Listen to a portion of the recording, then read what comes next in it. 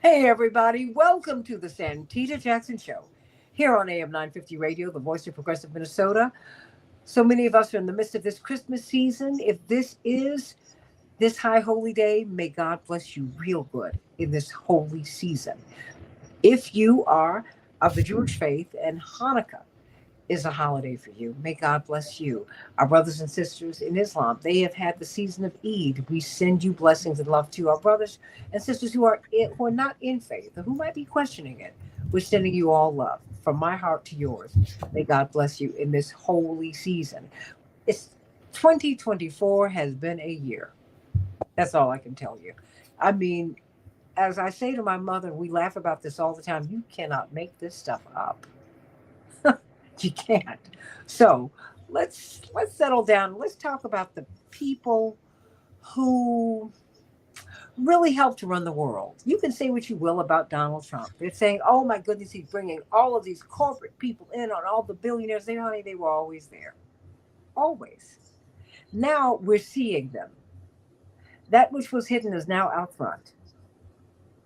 So we need to ask some questions about Peter Thiel and Elon Musk and JD Vance and all. I think we need to know who these people are, particularly since so many people in President elect Trump's inner circle are South African. They're products of an apartheid South Africa.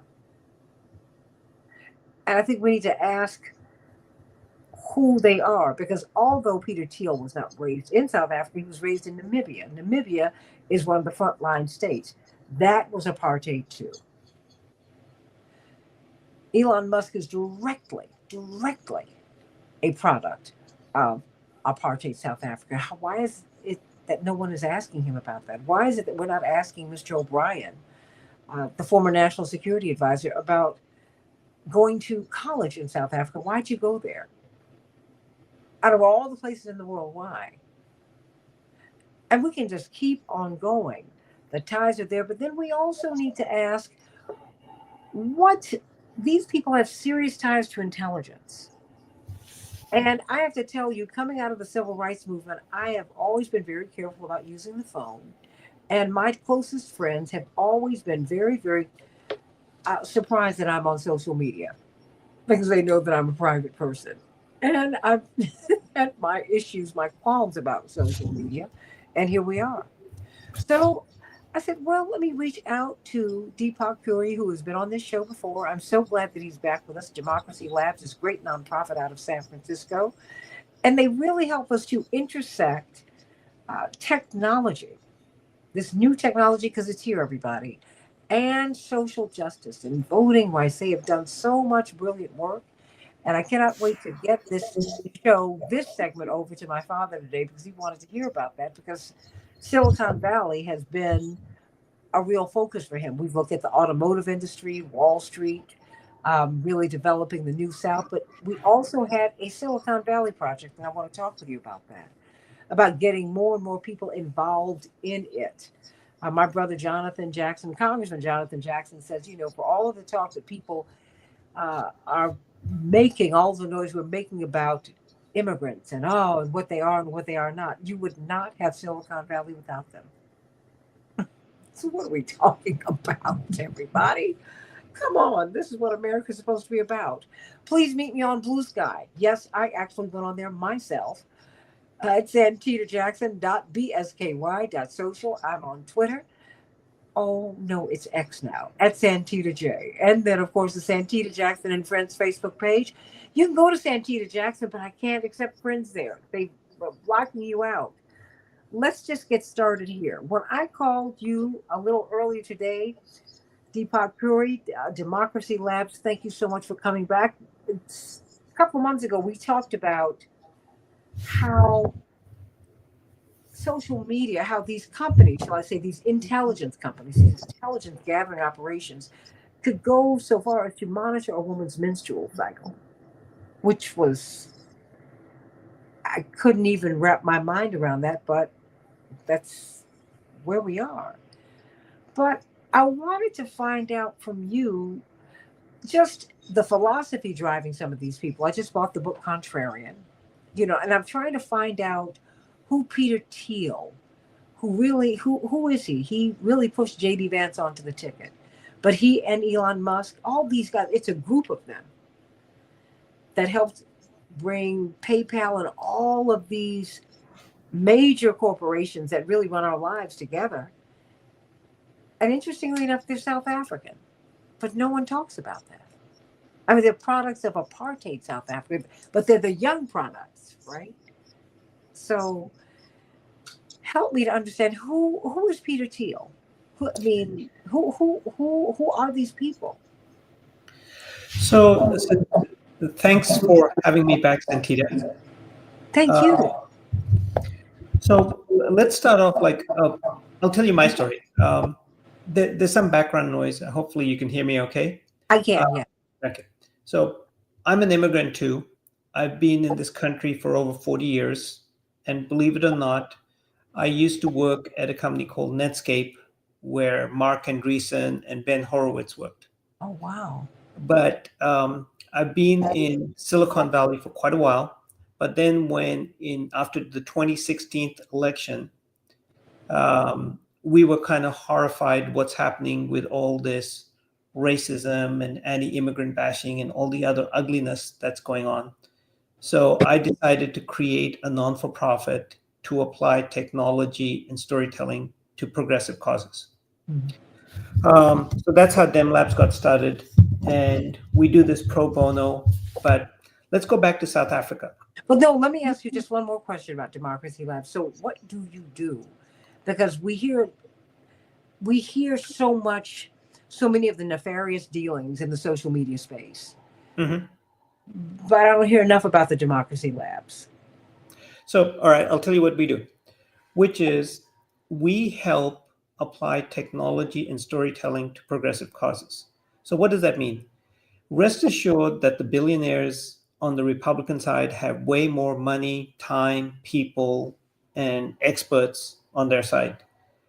On the Democratic side, there are a lot of grassroots groups, activists, community organizers, but they're struggling to raise funds, get the word out, get volunteers, get supporters, raise visibility on the issues that matter. And so they don't have the money, they don't have the skills. So, what Democracy Labs does is we try and find the best available tools and apps that exist. 95% of them are free. So we don't make anything, we don't sell anything, but we show people these are the free resources you can do because it's like a David and Goliath. And David needs to find some free stones to go beat Goliath with. Hmm. So we help them find those stones and we show them how to use those little slingshots. That's what we do in a nutshell. But you also have something because before I even get into this conversation, I am very concerned about privacy. Mm-hmm. Um, and that has always been a real concern for progressives and for people in the civil rights movement. Just coming out of having lived with COINTELPRO, we understand what that is. And I worry about that here. And people just put their whole lives out in this space. And then we see people who put their politics out there, particularly progressives, and you get put in Facebook jail. That's what we lovingly call it, and all of these things. And it's like you're trying to figure out, well, okay, how do I communicate here? Because this you have to be in this space if you're going to exist today. Yeah. So let's talk about that because about 2 months ago, I came across this horrible article where this young woman on Facebook Messenger asked her mom, "Mom, I'm in trouble. What should I do?" So the mom replied on this is public, you can Google it. Her mom replied, "Do this, do that." In Texas, as you know, there's a law for abortion bounty hunters. So if anyone helps a woman get an abortion in Texas, they can be sued for up to $10,000. This is public information. The abortion bounty hunters basically subpoenaed Facebook, and Facebook gave over the details of the mom who helped her daughter. Now, the mom got into trouble. So take that situation and multiply it by thousands.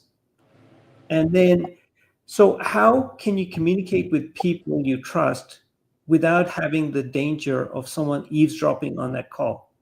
And then you probably saw a week ago, Mark Zuckerberg goes down to Mar-a-Lago to have dinner with Donald Trump. And I think in the new environment that's coming out, if you're using Google, Facebook, Microsoft, AT&T, Verizon, and others, your communications or the messages that you're sharing could be intercepted, and God knows what happens to them. So I think it's really important. You want to be secure in your communication, so you're not don't get into your privacy stays yours. So we decided, but some people like Gmail, some people like Microsoft Exchange, some people like WhatsApp, some people like Instagram. So we sat down and we tried to figure out, how can I make the communications, like I'm sending a message to you, Santita, and I want to make sure no one reads it or whatever. So we came up with a simple program that is free, and your listeners can access it, at any time anonymously. The URL is makeitprivate.org. And what it lets people do is, before you send a message to someone, you can encrypt it with your own secret keyword. So you and I might pick a word, say Jackson, and that's our password. So I encrypt my message, I send it to you, and only you who knows the password can read it. Wow. I mean, that's just that's just unbelievable. But you do need that today. Why do you feel that we have a need for that? For a number of reasons, because if you consider the people that Trump is nominating to head the CIA, the FBI, the Department of Justice, and all these billionaires going down to Mar-a-Lago to kiss the ring, um, it's stacked against, like, do I believe Mark Zuckerberg's a good guy? Maybe. But could my communications on Facebook, WhatsApp, Instagram, which he owns all of them, Mm-hmm. be suspect? I'd rather not take the chance. Mm. And so what I'm doing is, we're encouraging people, like, if you don't want someone to read it, still use Facebook, but before you send it out there, encrypt your message.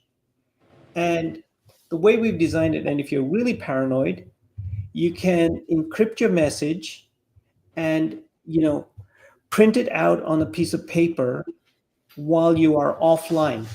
You don't even have to be connected to the internet in order to encrypt a message. You could encrypt it, print it out, and mail it.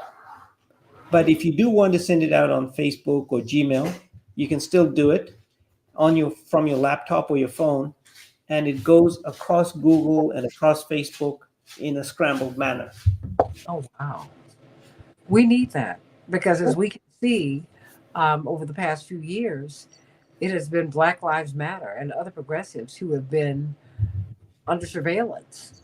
And indeed, it's progressives who get banned that their algorithms are disfavored in social media, which is interesting.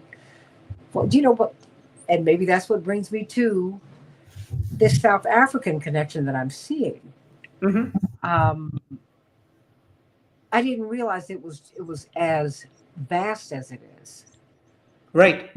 So what happens is, Peter Thiel, Elon Musk, and a guy called David Sachs, Yeah. they're all from this African continent, and they're also called the PayPal Mafia. That's the nickname for them, because they all got started at a company called PayPal.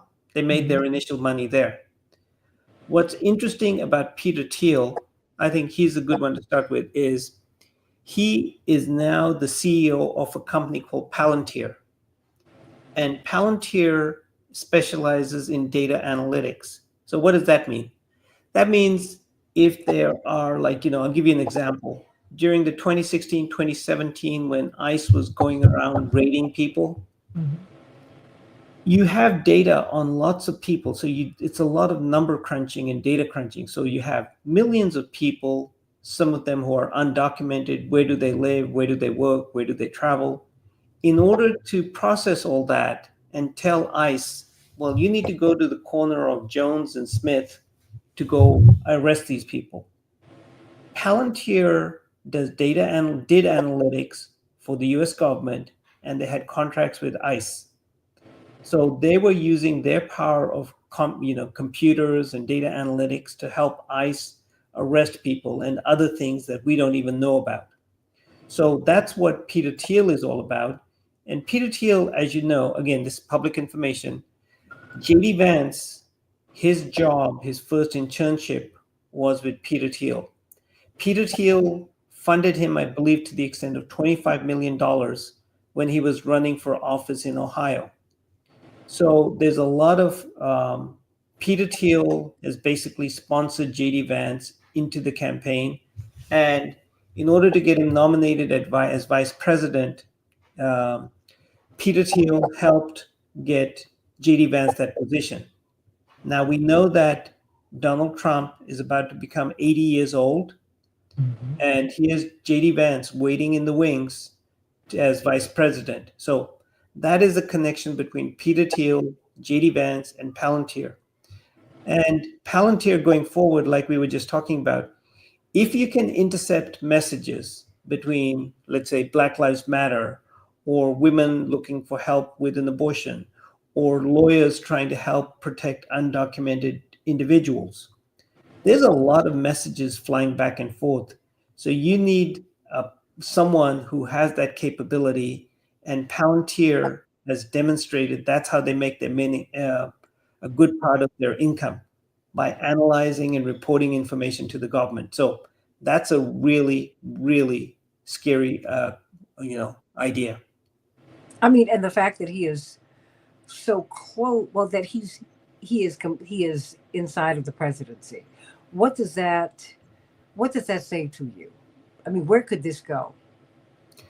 I don't even want to think about it. That's part of the reason why we came up with Make It Private, which is one of those things. A lot of people can't, they depend on Gmail, they depend on Facebook, they depend on WhatsApp to communicate. But it's kind of like, if you can't trust the platform, because those are all commercial entities owned by, Mark Zuckerberg owns WhatsApp, Facebook, and Instagram. Gmail is also commercial, so is Microsoft. These billionaires have all been down to Mar-a-Lago, Mm-hmm. and I'm sure they're upstanding individuals, but I don't want to put my own security and privacy at risk. So what we're telling people, still use Gmail, still use Facebook, but encrypt your message before you send anything that is sensitive. And you can use makeitprivate.org for free, either on your phone or your laptop, and you can do it online or offline. So definitely start considering that, because if you send a message that might put you in danger somehow, do you really want Mark Zuckerberg reading it and sharing it with God knows who?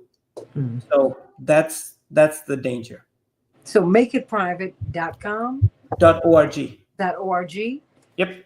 and so we can just go to it Yep. and And you don't need to install anything. You don't need to, from your phone or your laptop, type in the message that you're sending people, and then put in your own keyword. You'll get an encrypted message back. Send the encrypted message to whoever you want, but tell them the password separately. Mm. Do it by a phone call or a note or something. And what you can even do is, say, for instance, you're trying to communicate to a lot of people that, hey, take advantage of this opportunity.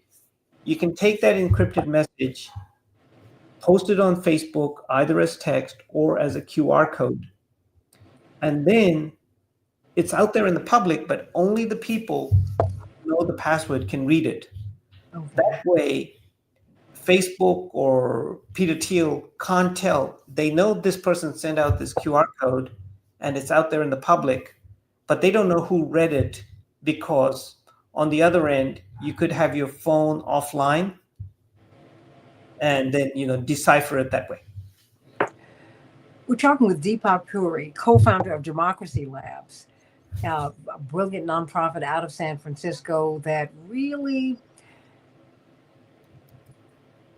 we've always needed we've needed a good guy, if you will, in the social media space, and even just to understanding how to encrypt our messages so that we can be safe. Because it's interesting, as I've been talking to the young people from If Not Now, the young Jewish American activists who've been pushing for a ceasefire and who've been pushing for um, Israeli security, but really they've been pushing for Palestinian justice. They do not, there's some things they don't discuss in social media. They've learned that lesson. And they have pop up demonstrations. They don't discuss any of this here because they don't trust where this can go. And why do you think now with this particular presidency? And I mean, because quite honestly, we've been doing a lot of censoring for the past for some time, but it's really amped up during, I would say, during the pandemic. You just had a lot of there's one message that you can hear, no more, and that has continued, and quite frankly, it has continued to grow even with the Biden administration. Why do you think it seems that you believe that we're at a critical point? Right. I would say, Santita, which is if you look at China, for instance, right? In China, the government owns the telecommunications companies, or they kind of strictly govern them. They control the apps like WeChat. So, and they control the TV stations. We're not at the channel level yet, but if you control the app or have access to the app that people use to communicate, and think of AT&T, Verizon, T-Mobile as the highways across which these messages travel. And the FBI and other government agencies typically need a subpoena to kind of request information. But if those companies give the details over freely, it really jeopardizes people's privacy. And finally, you have companies like Palantir who can analyze a lot of traffic easily. And the Trump administration has basically, they're putting in their own people into these agencies. The CEOs of these big social media companies have made their pilgrimage down to Mar-a-Lago. So, maybe nothing will happen, but we all know about the Supreme Court makeup of the people Mhm. of those justices. So if you like go back to that example of the woman who asked her mom on Facebook for advice, if her mom was obviously trying to help her daughter out, but in the process she gets sued by these abortion bounty hunters. That's a hell of a terrible situation just because your communication got uh, you know corrupted. Mhm. So we're telling people, guys, be aware that stuff that is between you and your mom or you and some trusted individual, Ooh. be careful to encrypt that before something it's being intercepted or read, because in China they kind of control very tightly. I'm going to post in the blog this group called Privacy Labs. Mhm. What they were saying is how in China they intercept messages and the recipient may not even see that message if there's something they don't like in it. So just my word of advice is be careful and encrypt your communications. Okay, I'm paying attention, and I'm going to ask you how I can make sure that I'm doing it correctly because it is very concerning to me. Can you do this with your personal messages, like uh, Anything. So anything? all you have to do is like it's 3 steps. You go in, you paste your message, you hit the keyword. You might have a different password with me versus your brother versus your dad and so on. And then you hit encrypt. It takes the message that you posted, gives it to you in a garbled form, and you take that garbled message and send it any way you want. Oh But wow. the person receiving it does the same thing. He or she pastes it, and you've told them separately what the password is, and they can go in, paste it, and then they can read it. Only they can read it, and they can do this even if their phone or laptop is offline. So, and because you're still using Facebook, but you've made it much harder for Facebook to understand what you're sending, and that's all there is to it. It's not Well, complicated, and it's free. but for those of us who are not who are not in the space in the same way that you are, many people don't think this way. Some people might even call me conspiratorially minded. I don't mind that, um, but maybe because I, understand living as the target of COINTELPRO, how important that is, and so many people near and dear to us have been. And all we have to do is look at our history. Everybody, we're monitored, we're surveilled. I don't think Americans know just how surveilled we are, and how that can really stand in the way of us and being progressive and advancing. Right? Because if you look at something which you just mentioned, Santita, which is J. Edgar Hoover was responsible for, and like for the presidents he was serving, they would be intercepting messages and reading them and bugging phones and so on. Yeah. That was a long time ago. But Trump has now nominating his people, I believe, Kash Patel, to head the FBI. And the FBI and other security agencies have a lot of power to intercept and decipher communications.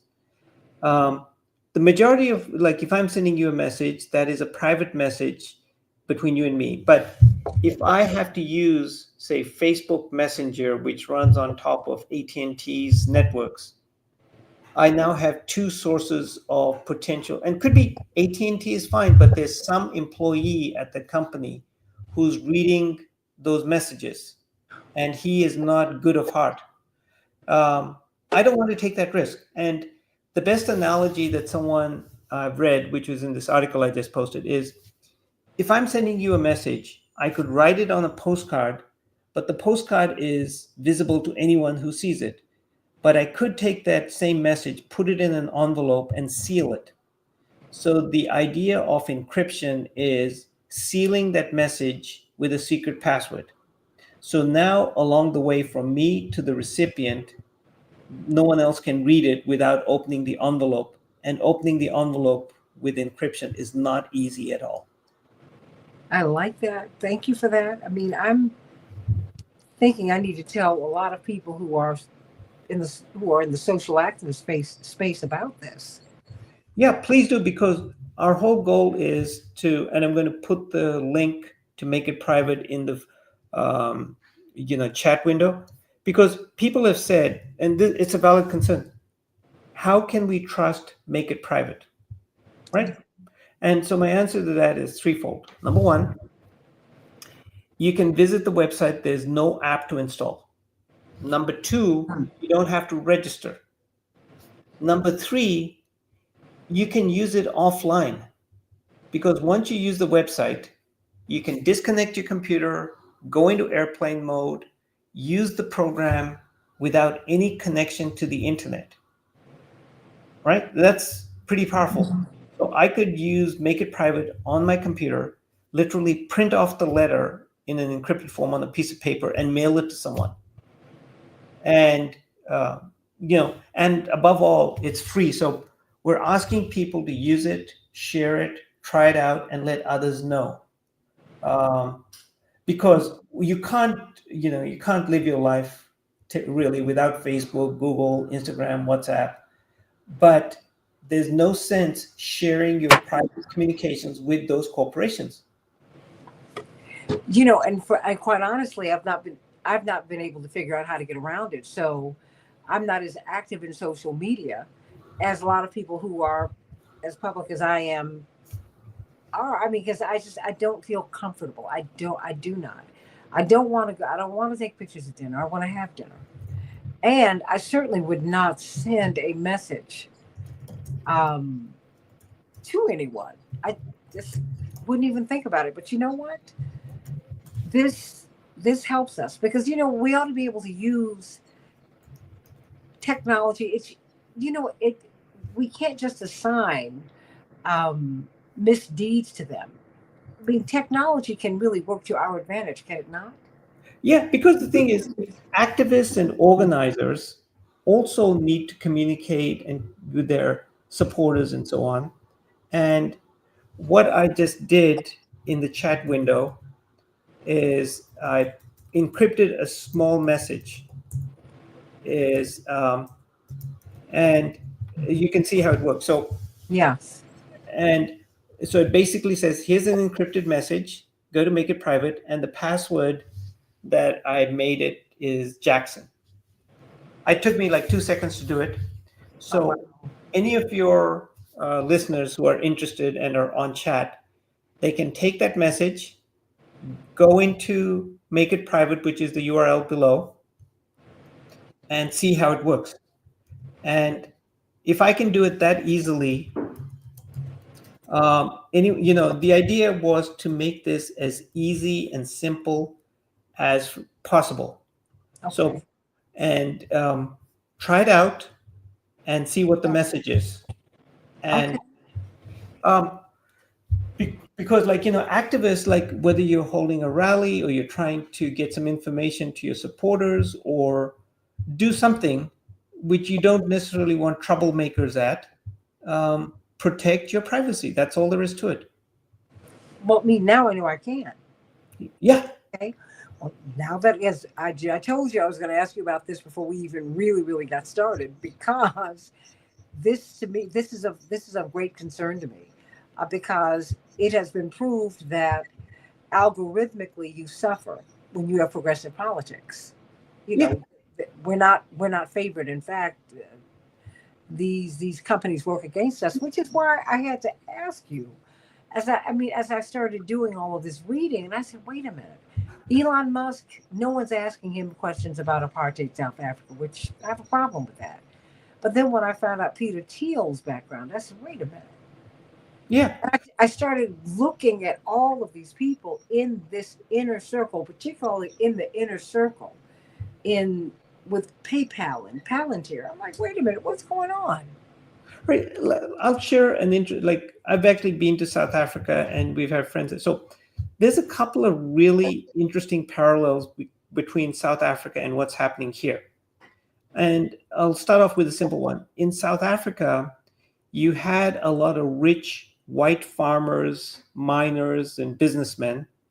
But how did they take away the rights from the blacks? So what they did was they basically carved out what they called kingdoms, and they shoved a lot of the black people into those kingdoms. And once you were in that kingdom, you're not really a citizen of South Africa. You belong to that kingdom. And as a result, the workers you strip them of their rights. So they had to come and work on the South African mines and farms and so on, but you could underpay them because they weren't South African citizens. And consider that to the undocumented workers in the US, where they can be mistreated, they can work for sub minimum wages, they could be deported. And it's the same thing in South Africa, where people in the kingdoms are denied their rights. And same here, there are a lot of businesses in the US who depend on undocumented workers, but they're underpaid and mistreated. So it's kind of unfortunate that a lot of these South African practices are being brought here or are so similar. And there's another interesting thing which your listeners should be aware of. There's something called state capture. They can Google this. What this means is in South Africa, if you were connected to the governor, the administration, and all, you and your friends would get all the lucrative contracts. And basically, it was the government funding money to the rich tycoons in South Africa. And see if you can find some similarities to what's happening here in America now. Well, I mean, if people, I go to South Africa, and when you go there, it's the parallels between South Africa and the United States are eerie. Would you Yep. not agree? I mean, it's just what I mean. It's the same kind of mixture with black people. Um, Colorism is still very real there. In fact, coloreds and Indians live together. Yep. and black Africans live over here. I mean, and it's just it's amazing when you see it. That having been said, you know, these people are really at the heart of our government now, Deepak Puri, and no one is asking them about their feelings about South Africa. Indeed, Peter Thiel is reputed to have said to one of his fellow Stanford, not classmates, but certainly she was attending Stanford when he was there. He made some complimentary remarks about the apartheid regime, and she went and knocked on his door and confronted him about it. And now he says he can't remember. Ah, it's, what I find both alarming about Peter Thiel and Elon Musk is, I just put this in the blog, which is Peter Thiel invested a lot of money in getting Republicans ranging from Josh Hawley and others elected to Congress and the Senate.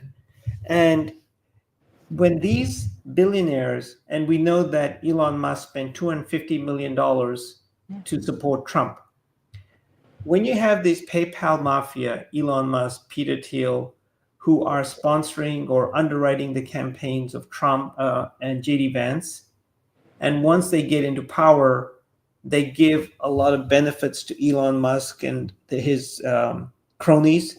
You'll notice how the price of cryptocurrency has soared Mm-hmm. after Trump, because the thing is, it's payback for all the political donations. So I included in the chat session some details on the different folks that Peter Thiel backed, but it's really disturbing because the billionaires, are funding these campaigns, Mm-hmm. and grassroots groups don't really have a chance against that kind of money. Who is J.D. Vance, and what is his connection to Peter Thiel? So JD Vance went to, I believe it was some Ivy League law school. He Yale. wrote Hillbilly Elegy, but his big start in business was working for Peter Thiel.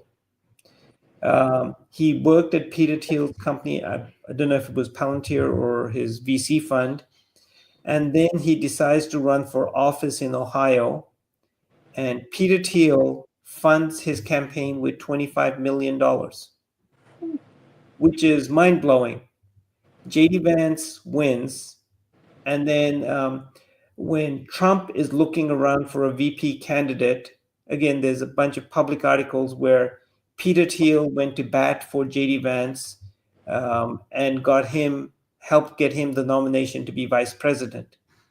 And you can imagine from a billionaire's perspective, Trump being 80 years old, Mm. JD Vance is in his 40s or 50s, having the VP there who is one of your former employees.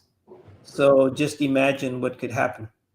Now you tell me what, because I see, I can see fatigue on President Trump, President elect Trump. I mean, I can. He's he's a step slower, and and he's quite frankly, whatever you feel about him, he's been under an enormous amount of pressure because he's been in court for years now. And that takes its toll, and I think that's happened to him. That's why I'm concerned about a JD Vance because we're not even hearing about him now. Right? We're not, and we my brother Congressman Jackson said, "Well, you got President Elon Musk and Vice President Donald Trump," Yep. and it's almost as if TD Vance is over here on ice, and yet it just feels like he was really pushed onto the ticket by Peter Thiel. I don't know. I don't know the inner workings, but he's there. Right. What we did, we analyzed, Trump has nominated about 80 people to, for different positions. So what we did was we said, all right, let's take a look at this list, which I'm actually going to include in the chat window. There, the list of all 80 is in there, and they can be scanned. So we said, how many of these are billionaires? So there's 12 of them who are billionaires. We said, how many of them are donors?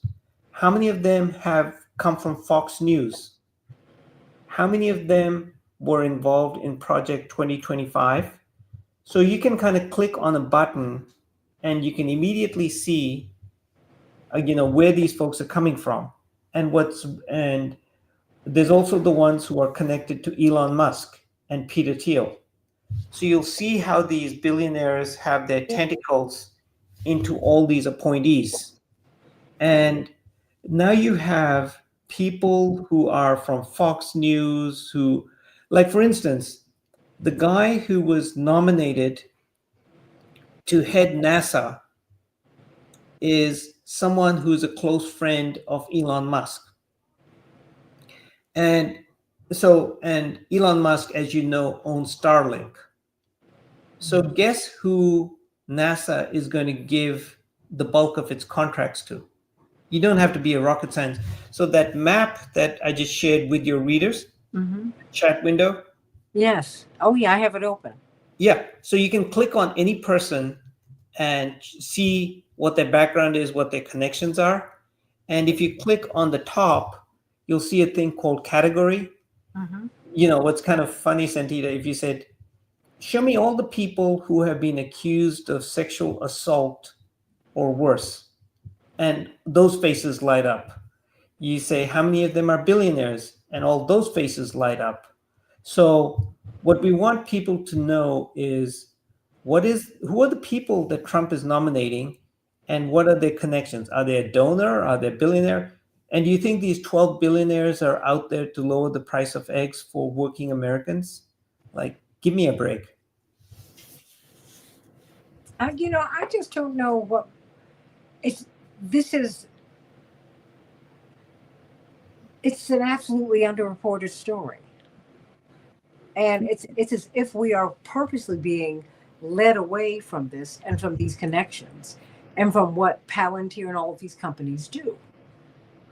Yeah, like, the other thing which I'm actually going to put in the window is, Mm-hmm. consider the folks who own the media outlets, because in this election, um, a lot of the news was driven by people who were like, Fox News, the Wall Street Journal, Yeah. Twitter, Rumble, Bloomberg, and even Jeff Bezos, who owns the Washington Post.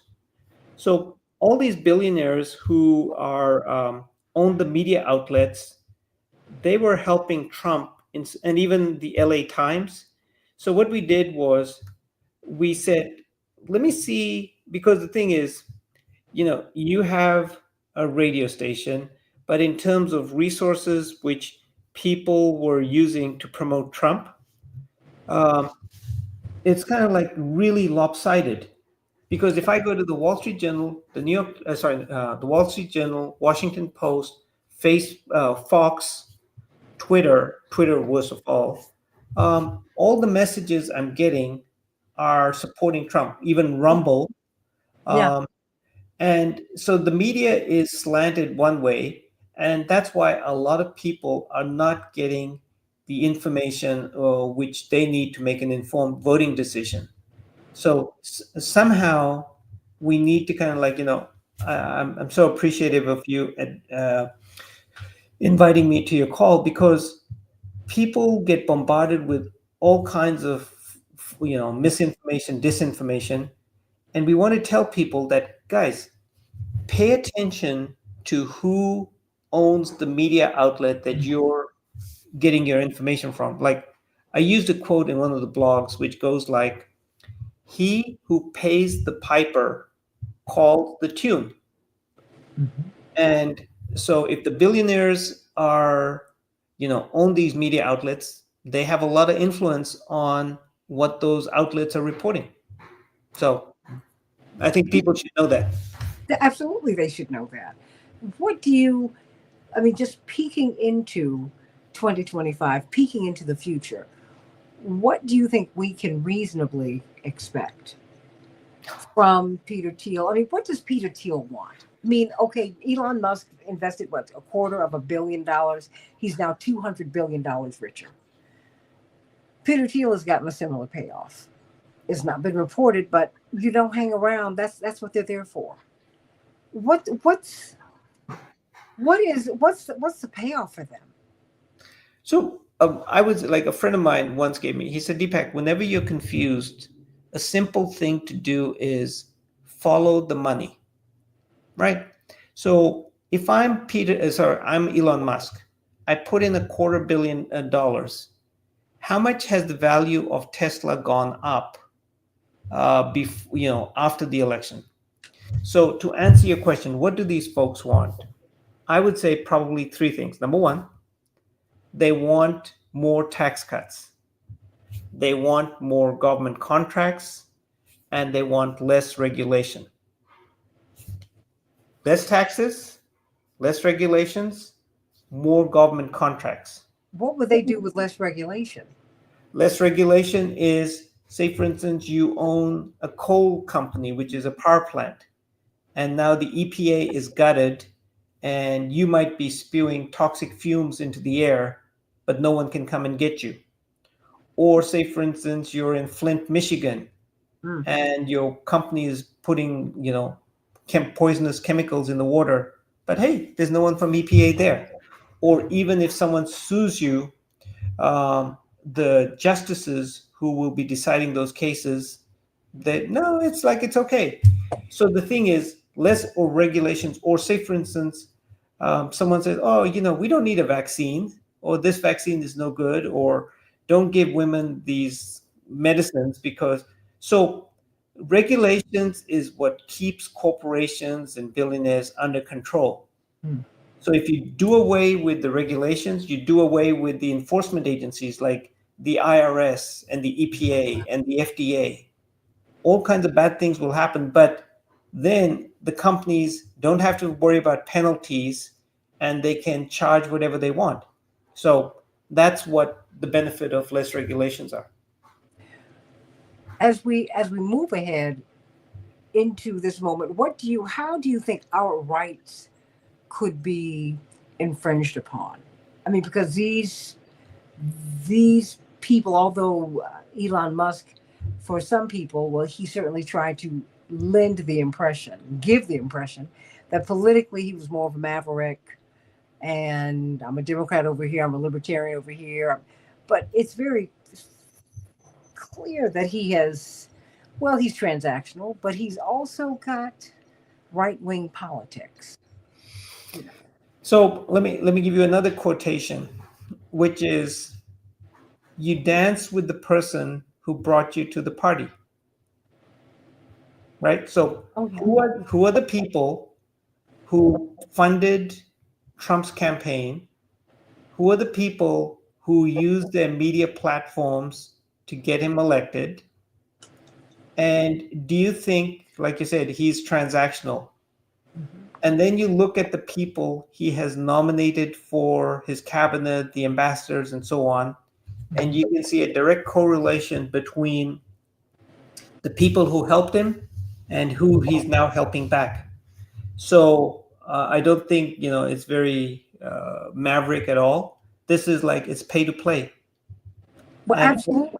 yeah. Yeah, absolutely. And that's why I'm saying I think that's why I reached out to you, because I said, well, I think we need to understand their backgrounds, because what's past is prologue. And because now Mandela was freed in my lifetime. That's something that we marched for in high school and college.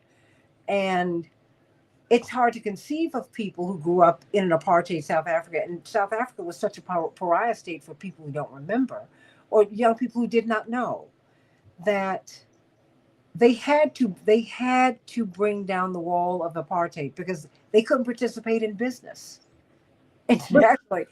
They were an embarrassment.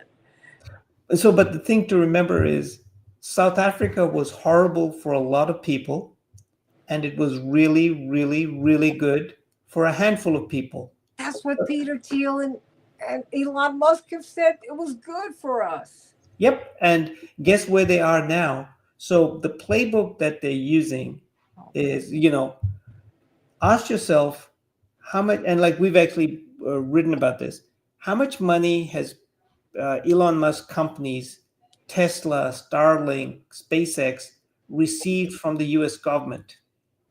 So they get a lot of money already, and it's public knowledge. How much taxes did Tesla pay? Next to nothing. This is all public information. And going forward, I think to answer your question, what could happen next?